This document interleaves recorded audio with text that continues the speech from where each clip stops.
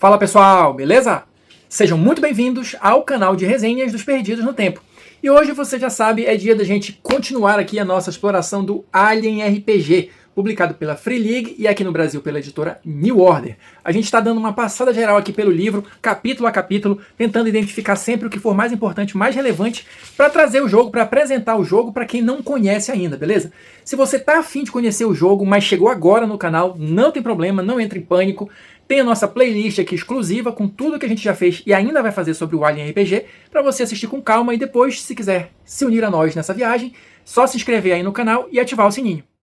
Então vamos lá, pessoal. Situando onde a gente está no livro, tá? Quem está ligado no movimento, quem está acompanhando a nossa série já sabe. No vídeo passado a gente começou o capítulo 8 do livro. Já estamos nos capítulos finais, vamos dizer assim, né, que são dedicados ao narrador. Então no vídeo passado a gente falou assim sobre os principais temas do jogo, né, e os princípios que devem reger a sua campanha, a sua história de Alien RPG. E hoje a gente vai seguir adiante, ainda no capítulo 8, falando de estresse e horror.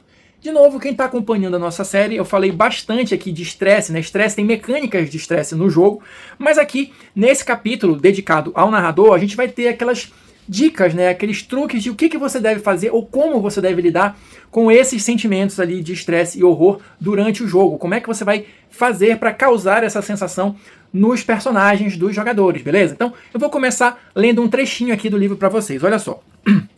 Alien RPG é um jogo de terror. A questão não é se, mas quando os personagens encontrarão algo horrível e lutarão desesperadamente para escapar ou dar suas vidas para que outros o façam. Medo e horror estão no próprio DNA de Alien. Suas principais ferramentas para invocar o terror em torno da mesa de jogo são o estresse e o pânico. Falamos bastante disso já ao longo da nossa série.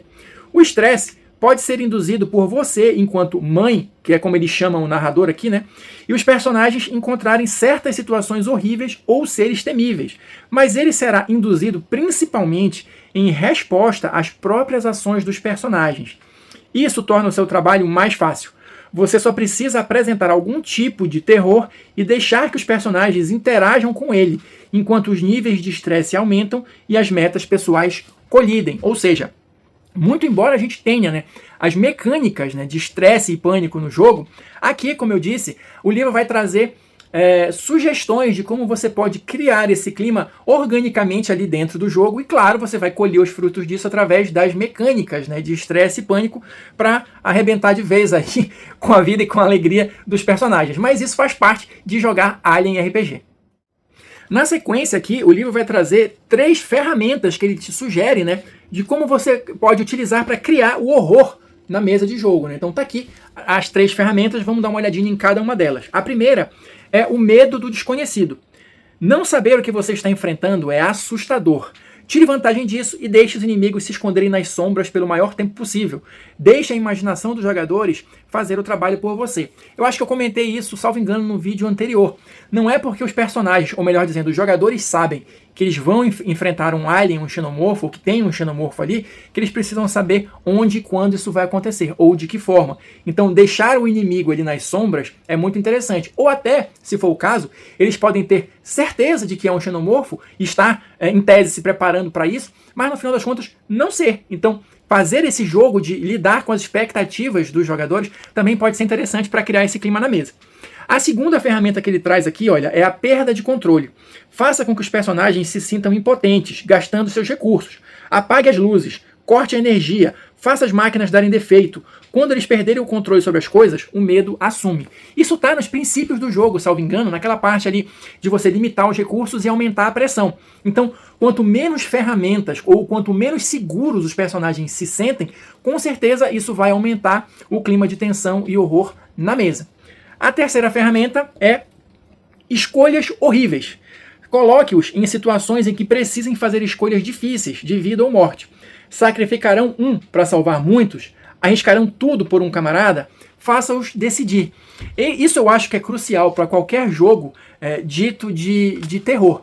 Você precisa ter essas escolhas difíceis, você precisa sentir que as suas ações têm consequência, ou que você precisa fazer algum tipo de sacrifício para tentar, quem sabe, sobrepujar o obstáculo que está à sua frente. Então, eu acho que essas ferramentas podem ser bastante úteis para quem vai conduzir ali um one-shot, uma campanha de Alien RPG.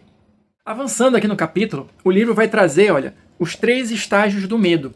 Também para você, né, que se quiser uma abordagem mais didática da coisa, tem aqui mais ferramentas e alguns exemplos que você pode usar para ir dosando ou identificando em que nível, em que estágio do medo, né, os personagens estão e aí para onde você vai para escalonar isso, beleza?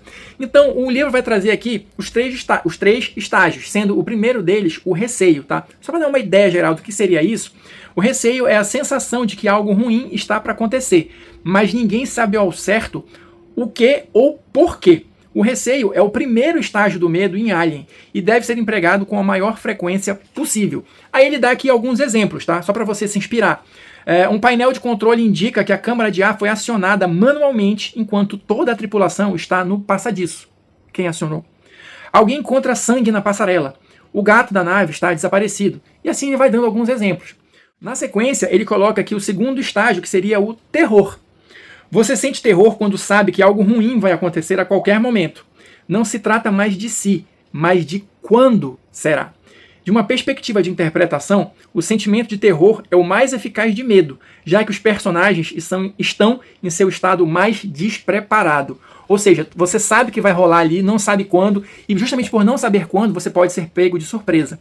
E aí ele dá os exemplos aqui, né? Um piloto de uma nave à deriva, barricado na cabine, ouve um barulho de batidas na escotilha de acesso. Algo quer entrar. Uma xerife colonial, seguindo um assassino nas entranhas profundas de uma estação espacial, percebe que ela é a presa. Esses são os exemplos que o livro dá para você se inspirar. E para a gente fechar aqui, o terceiro e último estágio do medo, segundo o livro, é o horror. A forma final do medo é o horror. O horror é o momento em que o perigo se revela. É o momento do clímax, a recompensa que os estágios anteriores do medo sugeriram. Mas aí é o lance que o próprio livro coloca. Nesse caso aqui, quando o horror se instala, é a questão do confronto direto, é a questão da superação do obstáculo. Aí entram em cena as regras do sistema. Aí é o momento do combate, é o momento dos testes, isso vai ter atenção? Claro que vai, mas o sentimento por si só, a questão da interpretação, né, o medo, o incômodo dos personagens vai acontecer nos níveis anteriores, né, nos estágios anteriores. Quando chega no horror, é que o negócio já não tem mais jeito e aí é lutar pela sua própria vida. Seguindo adiante, o livro vai trazer aqui mais um tópico, olha, aliviando o estresse. Na verdade, isso aqui eu vejo mais como um lembrete, né? Porque a gente já comentou essa questão do estresse, de como aliviar o estresse, das mecânicas em relação a isso em vídeos anteriores. Então aqui eu entendo isso aqui mais como um lembrete, também, né, baseado na questão dos princípios do jogo que a gente viu em vídeos anteriores, que tem que ter aquele momento para a galera respirar. Então os personagens podem aliviar o estresse e de repente conseguir aumentar um pouco mais o tempo de vida deles, procurando um local seguro, onde seja possível descansar por algum tempo, utilizar a questão do item emocional, né, que cada personagem tem, a gente comentou sobre isso durante o processo de criação de personagem, né? Então, esses itens emocionais, eles podem servir mecanicamente para aliviar um pouco do estresse, mas você, narrador, tenha sempre isso em mente. Esse momento é importante para os personagens tipo darem uma reabastecida, mas provavelmente, se eles se sentirem seguros o suficiente, é o momento em que eles vão baixar a guarda. E é o momento que você, narrador, vai aproveitar para atacar e começar os momentos de tensão novamente. Aqui também no tópico seguinte, eu vejo mais como uma questão de dica, né? Que ele fala aqui sobre dividindo o grupo, né? Pode ser que o grupo em algum momento queira se dividir. Beleza. Problema deles, né? A sorte é deles, desde que eles façam isso. A única coisa que o livro traz aqui para você, narrador, ter em mente é não passar muito tempo com um grupo só, né? Poder você alternar entre os grupos para não deixar ninguém sem jogar. Você não precisa, essa é outra dica que o livro traz aqui, necessariamente pedir que uma parte da galera se levante enquanto você joga com a outra e tal. E você tem que ter em mente também o seguinte, tá, os grupos se dividiram, mas eles têm como se comunicar entre si? Eles têm comunicadores? Tem algum terminal de comunicação próximo ali? Ou essa divisão vai levar a um isolamento, vamos dizer assim, entre os grupos? Porque isso também pode ser algo muito interessante de você explorar, né? Justamente criando ali aquele medo, aquela tensão de um grupo não saber o que aconteceu com o outro e não saber o que vai encontrar quando se dirigir aonde supostamente deveria estar o grupo que se dividiu, né? As pessoas que abandonaram o grupo principal. Então, tudo isso são ferramentas e o bom narrador, ele sempre tem que estar atento ao que os jogadores ou que as ações dos jogadores propiciam para você utilizar. Seguindo adiante, aqui também acho que a última dica que essa sessão, né, do capítulo vai trazer é a questão aqui de metas, segredos e PVP, né? Personagens versus personagens. O que ele vai dizer aqui em linhas gerais? É bastante possível, né, que as metas pessoais de cada um dos personagens, eles queiram manter isso em segredo, ou que existam metas pessoais conflitantes, ou que exista algum segredo que o personagem não quer que o resto do grupo saiba, porque isso vai trazer algum tipo de problema para ele, ou ele quer usar essa vantagem, esse segredo que ele tem, né, para se livrar na hora certa, ou seja, uma série de possibilidades. Então o livro vai trazer as dicas de como você deve lidar com isso.